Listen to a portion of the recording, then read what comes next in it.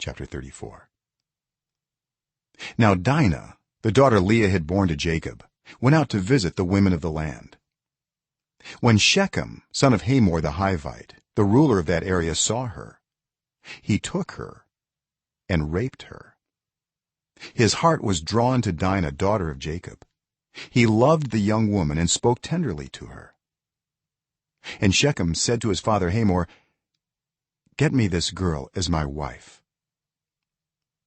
When Jacob heard that his daughter Dinah had been defiled, his sons were in the fields with his livestock, so he did nothing about it until they came home.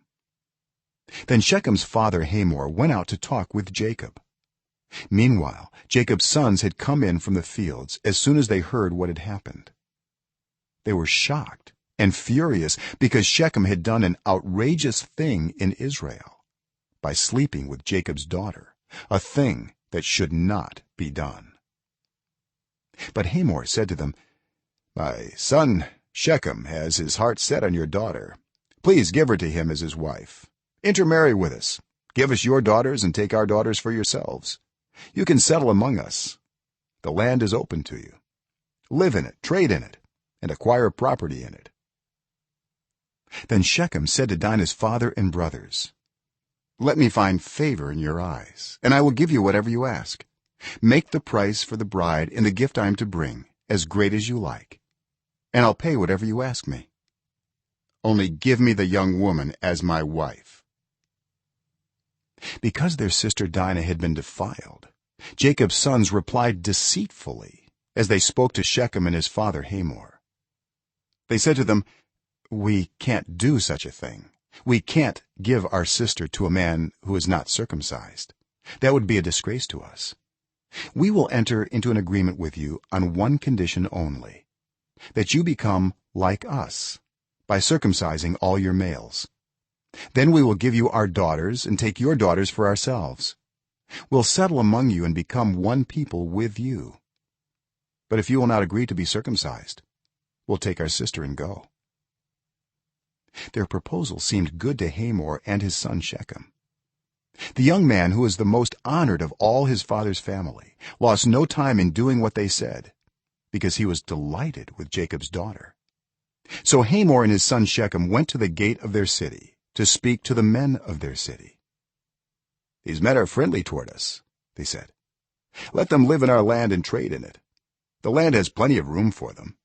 We can marry their daughters and they can marry ours. But the men will agree to live with us as one people, only on the condition that our males be circumcised as they themselves are. Won't their livestock, their property, and all their other animals become ours? So let us agree to their terms, and they will settle among us." All the men who went out of the city gate agreed with Hamor and his son Shechem, and every male in the city was circumcised. 3 days later, while all of them were still in pain, 2 of Jacob's sons, Simeon and Levi, Dinah's brothers, took their swords and attacked the unsuspecting city, killing every male. They put Hamor and his son Shechem to the sword and took Dinah from Shechem's house and left.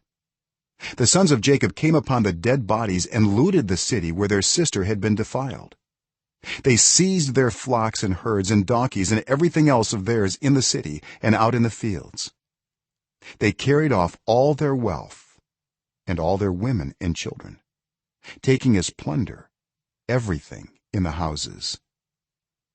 Then Jacob said to Simeon and Levi, "You have brought trouble on me by making me obnoxious to the Canaanites and Perizzites, the people living in this land.